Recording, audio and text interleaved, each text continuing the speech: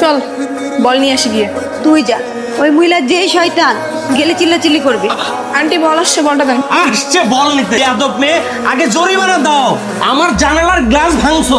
ভালো গ্লাস না লাগালে তো এরকম হবেই। এই বেয়াদব মেয়ে, একদম মুখে মুখে তর্ক করবে না। চরিত্রহীন নষ্ট মেয়ে কোথাকার। আমি চরিত্রহীন? আপনি দিনের বেলা কি কি করে বেড়ান দেখাবো আন্টিকে?